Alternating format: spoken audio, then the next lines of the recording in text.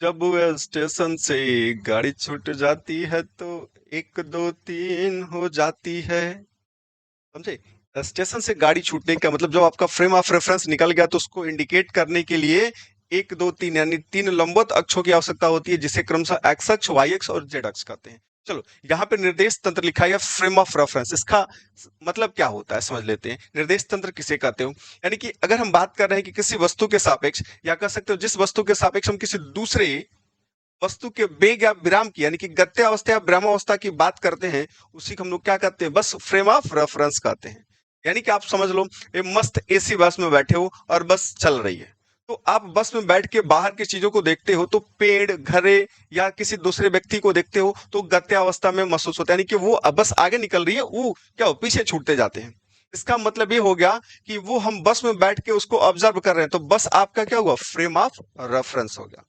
या ट्रेन के बोगी में बैठे हो और बाहर की वस्तुओं को देख रहे हो, तो वो आपका क्या होगा? जो बाहर की वस्तुओं को देख रहे हो यानी बाहर की वस्तुओं की गति या विराम की बात कर रहे हो, तो जो ट्रेन का बोगी है वो आपका क्या है? फ्रेम ऑफ रेफरेंस है।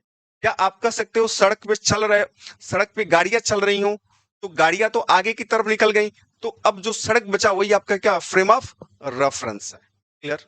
कोई कंफ्यूजन नहीं होना चाहिए। अगर है तो आप अच्छे से समझो, बिल्कुल फिजिक्स को फील करो। ठीक है? ये नहीं, रटना नहीं है, फिल करो, सब कुछ आएगा। फ्रेम ऑफ रेफरेंस क्लियर हो गया। अब देखो, फ्रेम ऑफ रेफरेंस जो होता है किसी ऑब्जर्वर के ऊपर डिपेंड करता है। यानी अभी हम ऑब्जर्वर की बात कर रहे हैं, बस में बैठे थे, ट्रेन में बैठे थे, तो हम लोग देख रहे थे। इसका मतलब जो फ्रेम ऑफ रेफरेंस आप देख रहे हो, यानी कि जो भी ये ऑब्जर्वर हो गया, तो ऑब्जर्वर को ओ से इंडिकेट कर दे रहे हैं, तो जो ऑब्जर्वर हो गया इसके आधार पे जो फ्रेम ऑफ रेफरेंस होते हैं, टू टाइप्स के होते हैं। एक आपका होता है inertial inertial frame of reference, inertial frame of reference. और दूसरा नंबर होता है non inertial non inertial frame of reference. Clear? देखो, एक इनर्शियल फ्रेम ऑफ रेफरेंस है, एक non inertial frame of reference है। तो किसके आधार पे? किसी भी ऑब्जर्वर के आधार पे जो फ्रेम ऑफ रेफरेंस होते हैं वो टू टाइप्स के होते हैं। यानी कि एक को हम लोग कहते हैं इनर्शियल फ्रेम ऑफ रेफरेंस और एक को कहते हैं non inertial frame of reference. और इनर्शियल फ्रेम ऑफ रेफरेंस किसको कहते हैं? जो न्यूटन के गति विषयक तीनों नियमों को लागू करता हो। जो न्यूटन के गति विषयक तीनों नियमों को लागू करता हो, उसे हम लोग कहते हैं इनर्शियल फ्रेम ऑफ रेफरेंस। क्या कहते हैं? Inertial frame of reference. और जो न्यूटन के गति विषयक नियमों को लागू नहीं करता हो, उसे हम लोग कहते हैं non inertial frame of reference. और सिंपल शब्दों में समझ लें कि जिसमें यानी वैसा फ्रेम ऑफ रेफरेंस जिसका एक्सेलरेशन क्या हो? शून्य हो। जिसका एक्सेलरेशन क्या होता है? शून्य होता है, उसको हम लोग क्या कहते हैं? इनर्शियल फ्रेम ऑफ रेफरेंस कहते हैं। या इसी चीज को कह सकते हो कि जब एक्सेलरेशन शून्य है, इसका मतलब उस फ्रेम ऑफ रेफरेंस का जो वेलोसिटी है वो क्या है? कांस्टेंट है। ये कह दो कि जिस फ्रेम ऑफ रेफरेंस का वेलोसिटी क्या हो? कांस्टेंट हो, उसे हम लोग कहते हैं inertial frame of reference. Clear? और जिसका वेलोसिटी कांस्टेंट नहीं हो, नॉट इज इक्वल टू सी, यानी आप कह सकते हो जिसका एक्सेलरेशन शून्य नहीं हो, यानी a not is equal to zero, तो आप कहोगे उस फ्रेम ऑफ रेफरेंस को हम लोग क्या कहते हैं? Non inertial frame of reference कहते हैं। क्लियर? चलो, कोई कंफ्यूजन? अब चलो आगे बढ़ते हैं, इसी को डिफाइन करते हैं। अब चलो, यहां पे लिखा गया, ये कह रहा है कांस्टेंट वेलोसिटी है, दिख रहा है कि नहीं? एक आपका क्या है, ये एक हम गाड़ी ले लिए हैं, उसमें क्या ऑब्जर्वर, एक बाहर भी ऑब्जर्वर है, ये आपका ये ऑब्जर्वर, ये बाहर एक है, एक अंदर गाड़ी में ही है, और इसमें एक पेंडुलम हम लटका दिए।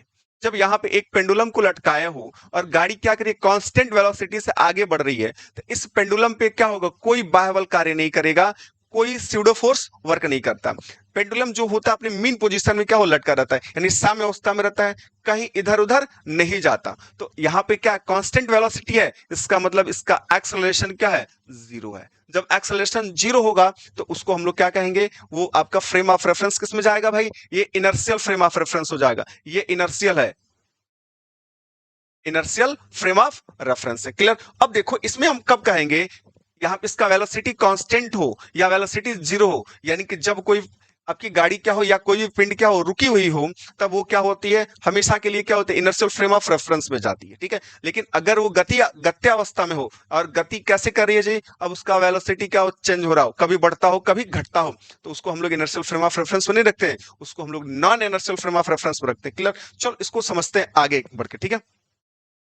अब यहाँ पे देखो, ये वही गाड़ी है, एक बीच में क्या है, ये महानुभाव सूट बूट पहन के क्या ऑब्जर्व कर रहे हैं इस पेंडुलम को। यहाँ पे पहले पेंडुलम था, ये वाला जो पार्टिकल था ये यहाँ पे था, ये अपना मीन पोजीशन में था, साम्यावस्था में था, तब तब की बात कर रहे हैं। लेकिन जैसे ही क्या ये जो गाड़ी है आगे की तरफ बढ़ रही है, किस वेलोसिटी से, वी वेलोसिटी से बढ़ रही है, और इसका एक्सेलरेशन क्या है, not is equal to zero, इसका एक्सेलरेशन कुछ ना कुछ है लेकिन जीरो नहीं है। क्लियर। जब जीरो नहीं है तो ये जो पेंडुलम है देख रहे हो यहाँ पे लटका हुआ था एक पार्टिकल, जो रस्सी से हम लटकाए थे, वो क्या हो गया, पीछे की तरफ हट गया। जब पीछे की तरफ हटा, इसका मतलब ये हो गया कि उस पर कोई ना कोई बल कार्य करता है, उस पर कोई ना कोई बल कार्य कर रहा है। जब बल कार्य कर रहा है तो ये क्या हो गया, पीछे की तरफ हट गया, और तब यहाँ पे क्या होता है, न्यूटन का नियम तो लागू नहीं होता है, क्योंकि न्यूटन का पहला नियम है कि अगर कोई वस्तु विरामावस्था में है तो विरामावस्था में रहना चाहिए, और गत्यावस्था में है तो गत्यावस्था में रहना चाहिए। कब तक, जब तक उस पर कोई बाह्य बल न लगाया जाए। यहाँ पे देखो प्रत्यक्ष रूप से यहाँ पे कोई बाह्य बल नहीं लगाया गया, गाड़ी आगे की तरफ बढ़ाई गई है,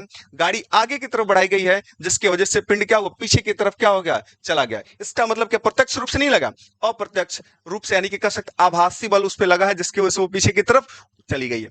उसको, उसी बल को हम लोग क्या कहते हैं, जो जिस बल से वो पीछे की तरफ चली गई है उसको हम लोग स्यूडो फोर्स कहते हैं, या आप कह सकते हो कि वो क्या है, आपका इनर्शियल फोर्स है। कौन सा फोर्स है भाई, इनर्शियल फोर्स। आप ये भी कह सकते हो कि non inertial frame of reference में रखे पिंड पे जो फोर्स काम करता है उसको हम लोग क्या कहते हैं, इनर्शियल फोर्स कहते हैं, या कह सकते हो स्यूडो फोर्स कहते हैं, ठीक है।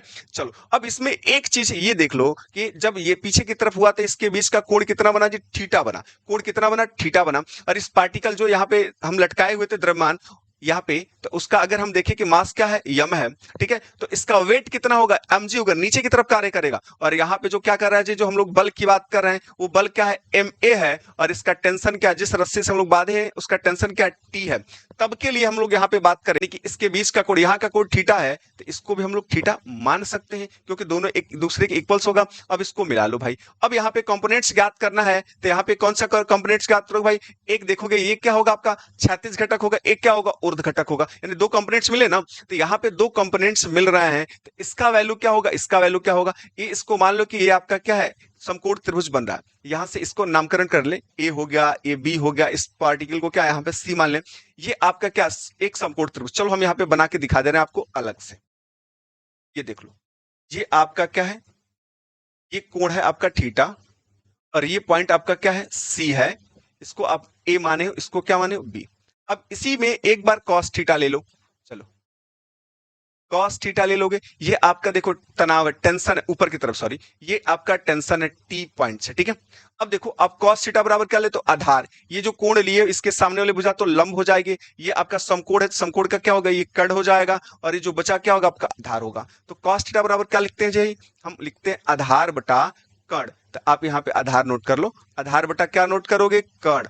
अब देखोगे आधार क्या है, यही तो हमको फाइंड करना, आधार ए सी है, अपान कर्ण क्या है, बीसी है, जिसको हम लोग टी से इंडिकेट कर सकते हैं। तो आप यहां से AC इज इक्वल टू क्या नोट कर लिए भाई, टी को पक्षांतर कर दिया, तो ये मिलेगा टी कॉस थीटा। तो देखो ये आपको कंपोनेंट्स इसका मिला क्या, ये ऊपर की तरफ जो है ये क्या आपका T cos theta. Same same इसी तरीके से आप यहां की तरफ देखे हो कि इधर की तरफ ये मूव कर रहा है, ये इधर की तरफ गया है कि नहीं, तो ऊपर जो गया तो ये आपको मिला टी कॉस थीटा। अब इसी में एक बार साइन ले लो, इसी में क्या ले लो, साइन थीटा। तो साइन थीटा बराबर लंब, लंब क्या होता है भाई, ए बी है यहाँ पे, तो ए बी बाई क्या होगा, कर्ण क्या है, टी हो जाएगा। तो अब यहां से आपको मिल जाएगा A B is equal to, A B is equal to क्या मिला भाई, A B is equal to आपको मिला टी, ये हो जाएगा साइन थीटा। क्लियर। तो अब देखो ए बी यही ना दिशा में जाएगा जी, ए बी ये वाला पॉइंट है इस दिशा में है, तो नीचे की तरफ यहाँ पे ये लाइन है क्या आपका, तो ये आपको मिला क्या, टी साइन थीटा। क्लियर। अब इससे हम लोग क्या, इसका तनाव भी ज्ञात कर सकते हैं, उसके बीच का एंगल भी फाइंड आउट कर सकते हैं। क्लियर। चलो अब यहां से देख लो कि एम ए जो है, एम ए के अपोजिट क्या है, टी साइन थीटा है, एम ए के अपोजिट क्या है, टी साइन थीटा है। तो आप यहां पे क्या लिख सकते हो, T sine theta is equal to M A. ये इक्वेशन नंबर फर्स्ट मान लें। और दूसरा नंबर देखो यहाँ पे ऊपर की तरफ क्या है भाई, ये टी कॉस थीटा है जो किसके अपोजिट है, mg के। तो आप यहाँ पे क्या लिख सकते हो, देखो टी साइन थीटा बराबर, आप ma तो ले लिए, लेकिन अब दूसरे नंबर की बात करें तो आप यहाँ पे क्या ले सकते हो। चलो आगे बढ़ जाते हैं। तो अब देखोगे आपको यहां से मिला था T cos theta is equal to, आप क्या लिखोगे, mg। इसको इक्वेशन नंबर हम क्या करें, सेकंड मान ले। अब यहां से आपको अगर एंगल फाइंड आउट करना है, कोण ज्ञात करना है, तो आप क्या लिखोगे, ये डिवाइड कर दोगे समीकरण 1 बाई, अब समीकरण 1 में 2 से डिवाइड करोगे तो 1 क्या था, टी साइन थीटा, क्लियर। और अपान ये क्या भाई, T cos theta is equal to वो था एम ए अपान ये क्या होगा, mg, क्लियर। अब टी से टी क्या होगा, कैंसिल हो गया, और एम से एम कैंसिल हो गया, तो sine theta upon cos theta क्या होगा, टेन थीटा हो जाएगा। अब tan theta is equal to क्या लिखोगे, ए बाई जी लिखोगे, तो थीटा का वैल्यू आपको क्या मिल जाएगा, ये मिल जाएगा आपको टेन इनवर्स ए बाई जी, समझे। यहां से देख लो तो थीटा का वैल्यू मिल गया, ठीक है। अब थीटा का वैल्यू फाइंड आउट कर लिए हो, थीटा मतलब उसके बीच का कोण ज्ञात कर लिए। अब कोण ज्ञात कर लिए तो क्या ज्ञात करोगे, अब टेंशन फाइंड आउट कर लो। टेंशन के लिए क्या करोगे, यहां पे लिखोगे समीकरण 1 व 2 का वर्ग कर जोड़ने पर, चलो जोड़ते हैं भाई। 1 व 2 का वर्ग कर जोड़ दो, पहला नंबर था आपका टी साइन थीटा, यही हो जाएगा T square sine square theta, plus ये हो जाएगा T square cos square theta is equal to, पहला नंबर एम ए था तो होगा M square into A square, plus ये आपका नेक्स्ट नंबर हो जाएगा एम स्क्वायर इंटू, क्लियर। अब टी स्क्वायर को आप कॉमन कर लो, ये आपका बन जाएगा क्या भाई, साइन स्क्वायर थीटा, और प्लस में बनेगा cos square theta is equal to M square को कॉमन कर लें तो ये आपको दे देगा कितना, A square plus G square, है ना। ये देखो ये तो ये 1 हो जाएगा।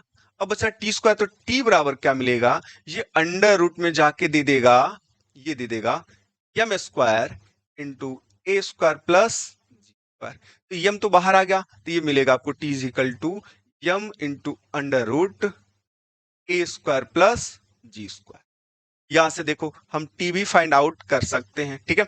अब यहां से टी ही नहीं, आप चाहो तो जो चाहो वो ज्ञात कर लो, एक्सेलरेशन वगैरह जो भी ज्ञात करना है आप ज्ञात कर सकते हो। देखो यहां से आपको थीटा भी मिल जाएगा, तो थीटा का वैल्यू अगर आपको यहाँ पे पता हो, कोण पता हो, तो इसी को थोड़ा सा आगे बढ़ा दोगे तो ये a is equal to d g, sorry a is equal to g tan theta, theta पता है, जी का वैल्यू सभी लोग जानते हैं, तो यहां से एक्सेलरेशन भी पता चल जाएगा कि जो बल, यानी कह सकते हो कि जो पिंड पीछे की तरफ बढ़ रहा है वो किस एक्सेलरेशन से बढ़ रहा है। समझे कि नहीं, समझ गए, कोई कंफ्यूजन अगर हो तो बताओ भाई।